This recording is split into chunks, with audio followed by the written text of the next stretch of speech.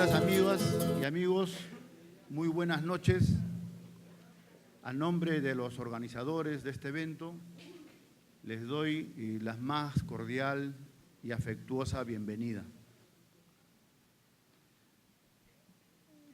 50 años de historia en nuestro país no es poca cosa. Nos ha parecido que sería una buena idea tratar de que las acciones y lo vivido en la década del 60 y el 70 puedan ser recuperados, ¿no?, y planteados en un intento de que estas experiencias no solamente sean recordadas, sino también evaluadas y queden como parte de una herencia que se transmite a las generaciones actuales. Ese es el propósito de esta reunión. Y sobre todo porque un evento de esta naturaleza nos permite recuerdos de los más entrañables, ¿no es cierto? Un ejercicio de memoria que más que del cerebro proviene del corazón, porque no hay recuerdo ni sentimiento más potente que aquellos que nacen de nuestros corazones. Hoy, después de muchos años, nos volvemos a encontrar, viejos amigos, viejos compañeros, viejos camaradas, y es para hacer este ejercicio de memoria. Yo solamente quiero señalar lo siguiente. Hace un par de años, un grupo de jóvenes produjo un documento excepcional, ¿no? Un documento sobre el 80 y el 90, que bajo una forma teatral, ¿no?, denominaron El mundo que heredamos. Y realmente era un testimonio extraordinario de cómo, ¿no?, los jóvenes nacidos entre el 80 y el 90 vieron el mundo y vieron los diferentes proyectos políticos que existieron en ese periodo. Este evento no tiene la ambición, ¿no?, de producir una evaluación completa de lo vivido y lo transcurrido. Pretende más bien dejar elementos de juicio a partir de los cuales puedan trabajarse y pueda enriquecerse haciendo este balance. Creo que la herencia mayor, la continuidad que deja la generación del 60 y del 70 hacia la actual y hacia la futura, tiene que ver con una integridad, con un compromiso ético que fue insobornable. Esa generación hizo carne y mantuvo de manera consecuente aquella expresión que el comandante Ernesto Che Guevara puso como lema de su vida, ¿no es cierto? El deber de todo revolucionario es hacer la revolución. Y por eso que la generación del 70 y del 60 fue consecuente y muchos pagaron con su propia vida esta coherencia que es, ¿no?, sobre todo en el plano ético y moral. Y de manera similar, varios de los que hoy están presentes con nosotros han seguido, ¿no?, la senda de aquello que Bertolt Brecht dijera, que los que luchan toda su vida son imprescindibles. Tanto hoy como mañana nos vamos a encontrar, ¿no?, con dirigentes y líderes y compañeros que han mantenido, ¿no?, una lucha a lo largo de toda su vida, de diferentes campos y de diferentes ámbitos de acción que se mantiene hasta la actualidad. Entonces, ustedes tienen el programa, solamente les voy a hacer un pequeño recuento del orden. Tenemos una exigencia de tiempo, entonces vamos a ser bien estrictos con el tiempo, porque la idea es que a las 9 de la noche este evento esté terminando.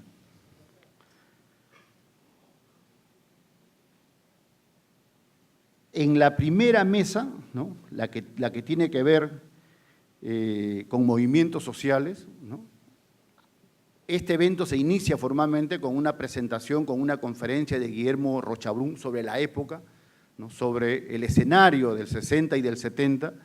Se da luego esta mesa desde los movimientos sociales, ¿no?, donde hay movimiento campesino, la presencia de la mujer, la cuestión cultural, ¿no?, y en el intermedio se va a hacer un homenaje, ¿no?, a los líderes y luchadores sociales de entonces, ¿no? Y va a haber un número musical a cargo de Waldi Pedraza y de Lalo Llano. Y hay una segunda parte que es la presentación, ¿no?, desde las ciencias sociales, cómo las ciencias sociales evaluaron y estudiaron lo acontecido en la década del 60 y del 70.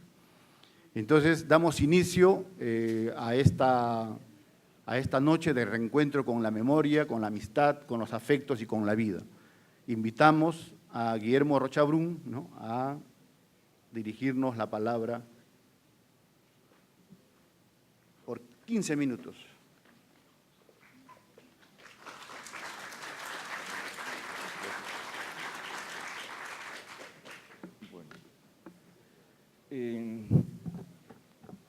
Buenas noches a todos. Debo decir que he sido convocado acá por los gestores de este evento para luego verme encomendado a hacer esta presentación inaugural. Les he advertido reiteradamente que no debiera ser así, pero no han atendido mis recomendaciones y aquí que voy a dirigirles la palabra. Donde si algo va a faltar va a ser corazón y si algo va a sobrar va a ser cerebro. Las conmemoraciones sucesivas que estamos experimentando en los últimos tiempos de acontecimientos y fundaciones acaecidas hace medio siglo indican lo crucial que fue la década del 60. Así también constatamos que el escenario que vivimos en los últimos 25 años es totalmente distinto. ¿Qué fueron los años 60 en el Perú, vistos retrospectivamente? ¿Y qué tiempos son los que ahora vivimos? Este medio siglo cubre dos grandes épocas que no pueden ser más contrastantes. Se trata, por una parte, de los años de auge de la izquierda y de un amplio movimiento social, organizaciones políticas, sindicales, gremiales, vecinales, auge en las universidades, entre intelectuales, artistas, periodistas, auge también en el humor colectivo. Un auge que había tenido lugar remontando una larga etapa de acendrado anticomunismo en todo orden de cosas, que de por sí no ofreció sino la más gris mediocridad en todos los campos. Por otra parte, estamos en tiempos actuales que se inauguran en los años 90 y desde ahí continúan a la fecha, donde el panorama es casi simétricamente inverso. La gran interrogante es cómo se produjo esta transición, aunque también hay que agregar una pregunta clave a esta anterior. ¿Qué hizo posible el auge inicial y en qué consistió? ¿Cuáles fueron sus fortalezas y sus debilidades? Esta pregunta, en cuyo examen no podemos entrar ahora, es crucial, pues si no corremos el riesgo de pensar que dicho auge fue un fenómeno casi natural que no necesitaría ser explicado por corresponder a la marcha de la historia, cuando podría haber sido una excepción. Yo creo que fue una excepción.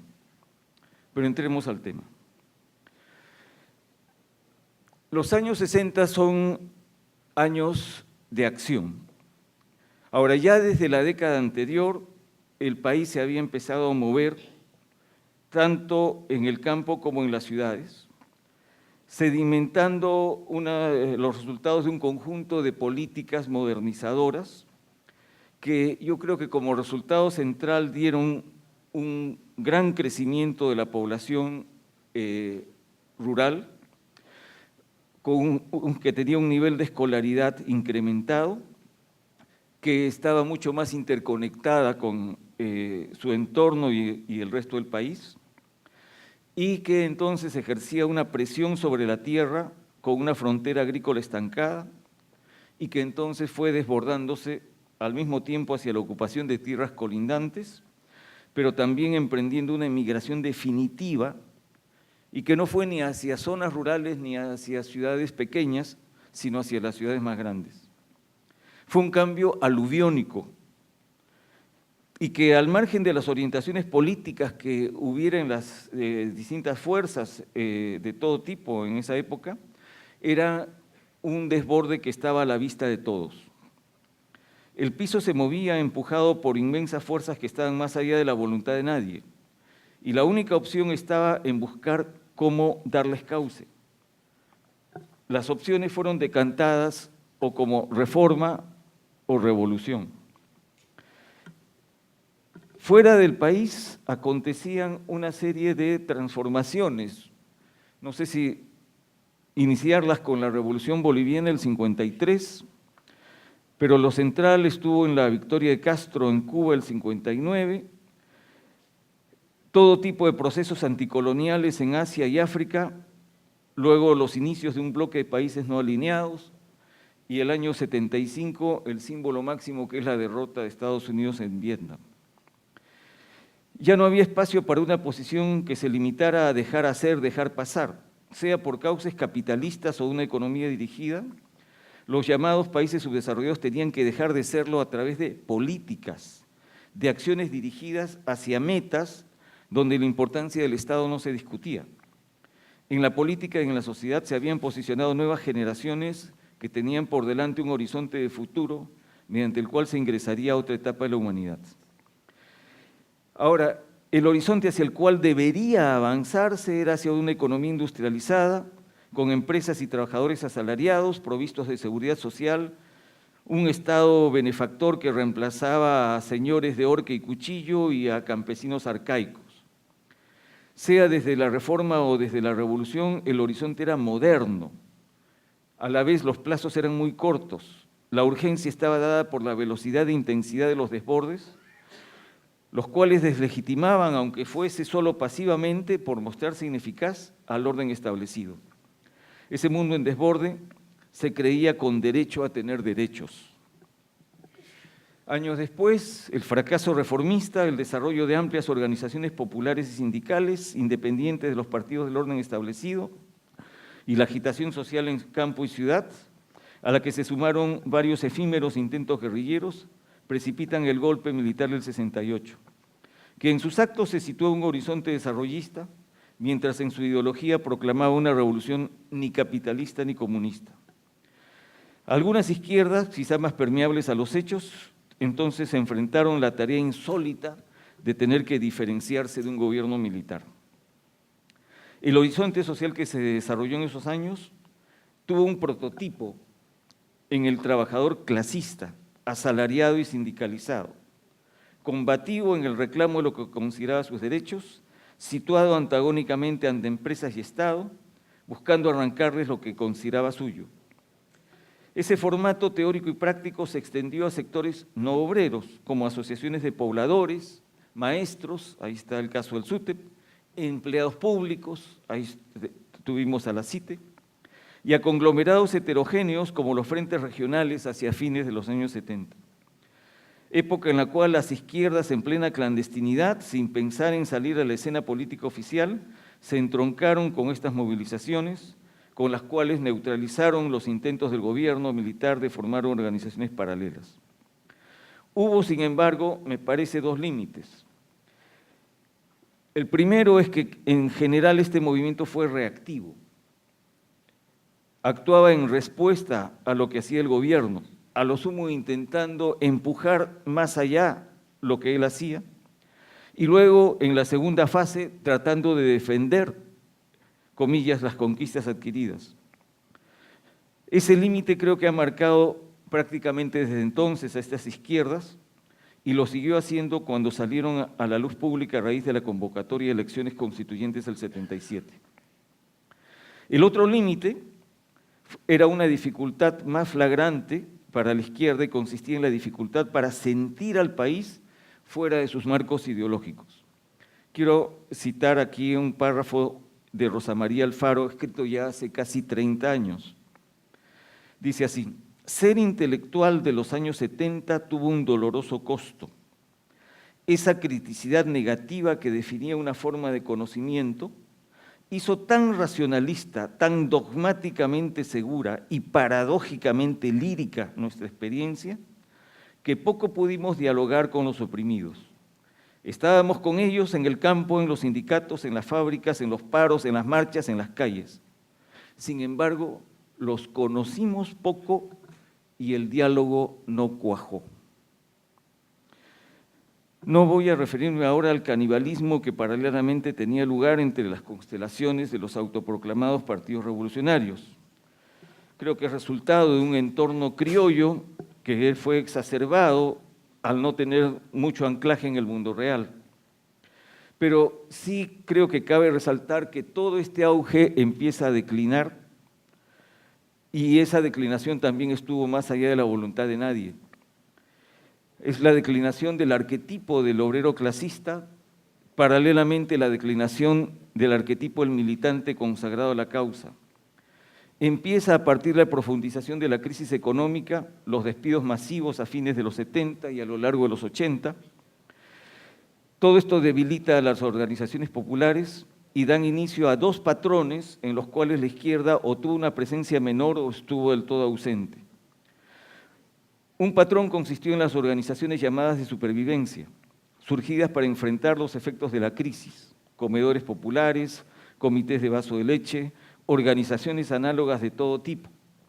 Había comités de enfermos de tuberculosis, por ejemplo, que ante la defección del Estado dejaban de reclamarle soluciones e intentaban más bien paliar problemas urgentes mediante la gestión autónoma de recursos propios conseguidos de variadas fuentes. Ya no es el reclamo, es ahora la gestión. El segundo patrón consistió en el abandono del empleo asalariado o en diversificar la búsqueda de ingresos mediante el trabajo independiente, por lo general a través del núcleo familiar o de redes de paisanaje, tanto en la ciudad como en el campo. En el campo fue la parcelación de las cooperativas agrarias, la desintegración de las AIS. Por ambas rutas se diluía el patrón sindical clasista sin ser reemplazado por algo equivalente. No es que ahí se haya inventado la actividad por cuenta propia, sino que al generalizarse fue sustituyendo, no solo en los hechos, sino también en el imaginario, al obrero organizado, y empieza a configurarse un nuevo tipo de sujeto popular, esta vez marcado por su individualidad y por la ausencia de un horizonte ideológico de futuro. ¿Podía la izquierda entroncar con este nuevo arquetipo o viceversa? El caso es que paralelamente la figura del dirigente militante, así como la del militante enviado por el partido, fueron desvaneciéndose, salvo alguna excepción, como es el caso tan especial del SUTEP. Generalmente se piensa que los partidos abandonaron a las organizaciones populares. Sin negar que esto también tuviera lugar, lo cierto es que la separación fue mutua y sin demasiados lamentos, pero hasta ahora ha mostrado ser definitiva para la izquierda. Los partidos, por su parte, ingresaron a un ámbito que les era tan desconocido como ajeno, la escena política oficial. Con la excepción de quienes decidieron tomar las armas a través de cauces polpotianos, en casi todos los casos se sacrificó con este ingreso a la escena oficial a las dirigencias máximas.